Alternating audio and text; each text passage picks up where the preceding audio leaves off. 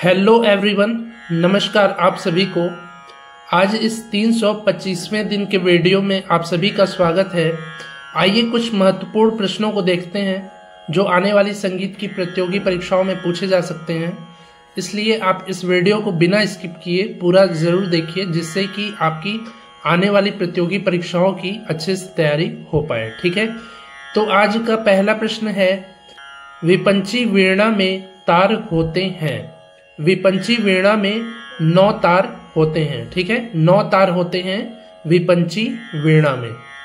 दूसरा प्रश्न है, भरत जी ने 9 तार वाली विपंची वीणा के प्रत्येक तारों को मिलाया है।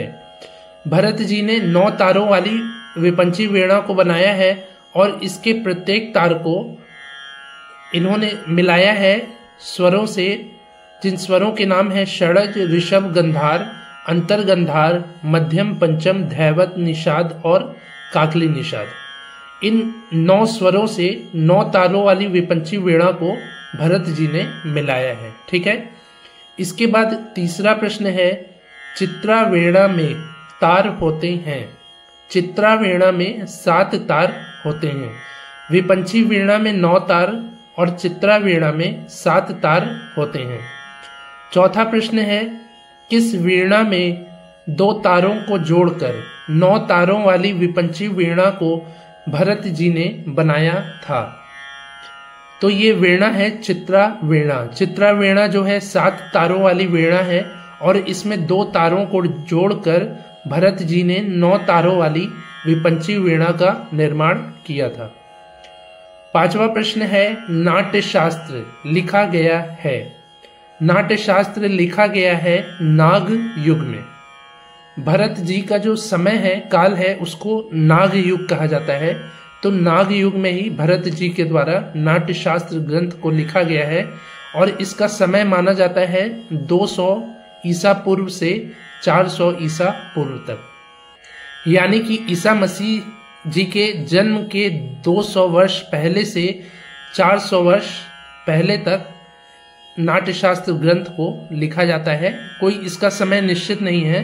तो 200 ईसा पूर्व से 400 ईसा पूर्व तक के समय को नाट्य शास्त्र का समय माना जाता है, लिखने का, भरत जी के लिखने का समय माना जाता है। ठीक है, इसके बाद छठवां प्रश्न है, स्वरमेल कलानिधि ग्रंथ लिखा गया है।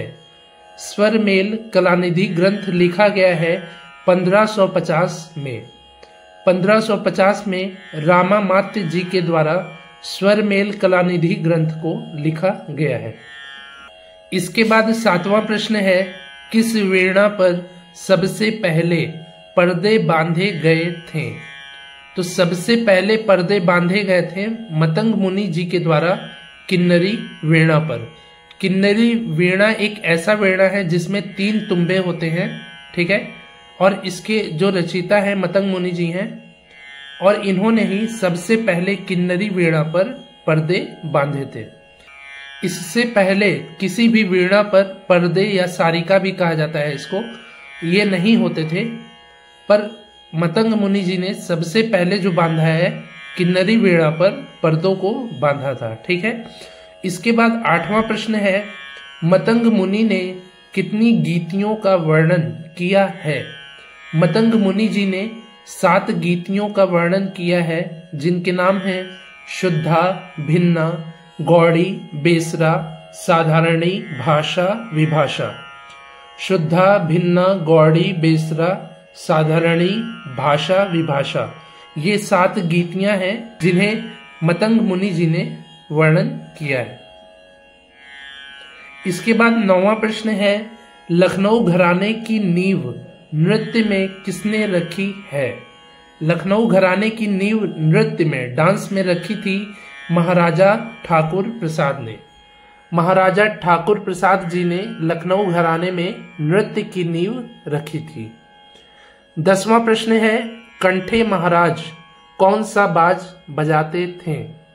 कंठे महाराज जी जो तबला वादक हैं, इनका संबंध है बनारस बाज से। बनारस बाज के वादक हैं कंठे महाराज जी। ठीक है, इसके बाद 11वां प्रश्न है, 4 बाजों के पारंगत कलाकार हैं। चार बाजों के पारंगत कलाकार हैं उस्ताद अहमद जान थिरकवा। उस्ताद अहमद जान थिरकवा जी चार बाजों के पारंगत कलाकार हैं। 12वां प्रश्न है, उस्ताद अब्दुल हलीम जाफर खां ने प्रचलित किया है। उस्ताद अब्दुल हलीम जाफर खां जी ने प्रचलित किया है जाफर खानी बाज को। जाफर खानी, फिरोज खानी, ठीक है, रजा खानी, ये सब बाज हैं जिसमें से जाफर खानी बाज के निर्माण करता है उस्ताद अब्दुल हलीम जाफर खां। 13वां प्रश्न है, भरत मुनि का समय है। भरत मुनि जी का समय है नाग युग। भरत मुनि जी के समय को नाग युग कहा जाता है। 14वां प्रश्न है, मुख्य वाद्य जिन्हें स्वरों में मिलाया जाता है कहलाते हैं। तो मुख्य वाद्य हैं जिन्हें स्वरों में मिलाया जाता है कहलाते हैं अंग वाद्य। जैसा कि मैंने आपको बताया था पिछली वीडियो में कि भरत जी ने नाट्य शास्त्र में तत्, अवनद्य, घन और सुशिर वाद्य के अलावा जो है 2 तरह के वाद्यों को बताया था, अंग वाद्य और प्रत्यंग वाद्य। तो अंग वाद्य जो होते हैं वो मुख्य वाद्य होते हैं जिन्हें स्वरों में मिलाया जाता है, ठीक है। और इसके बाद 15वां प्रश्न है, सहायक वाद्य जिन्हें स्वरों में नहीं मिलाया जाता है उन्हें कहते हैं। तो उन्हें कहते हैं प्रत्यंग वाद्य।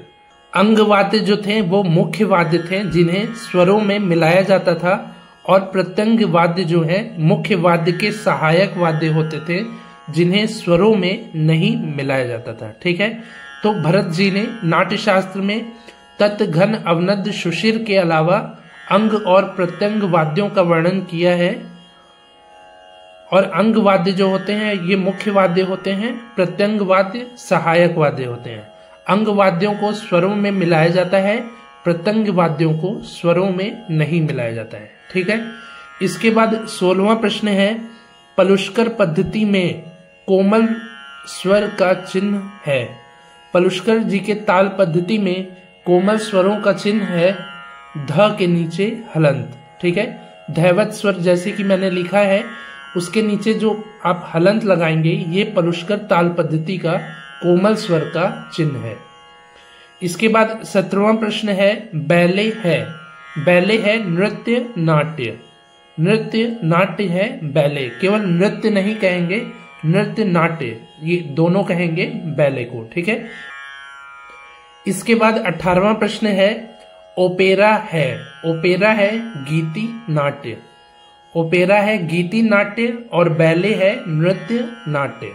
नृत्य नाट्य में नाटक, नृत्य और अभिनय इन तीनों का समावेश होता है, यानी कि बैले में इन तीनों चीजों की प्रधानता होती है। नृत्य, नाटक और अभिनय तीनों चीजों की प्रधानता होती है बैले में, और ओपेरा है गीति नाट्य, ठीक है। इसके बाद 19वां प्रश्न है, नृत्य नाट्य में होता है। नृत्य नाट्य जैसे कि मैंने बताया है कि नृत्य नाट्य में नाटक, अभिनय और नृत्य तीनों होते हैं, और नृत्य नाट्य बैले को कहा जाता है। बैले है नृत्य नाट्य, ठीक है। इसके बाद 20वां प्रश्न है, भरतनाट्यम नृत्य की संगति का वाद्य है।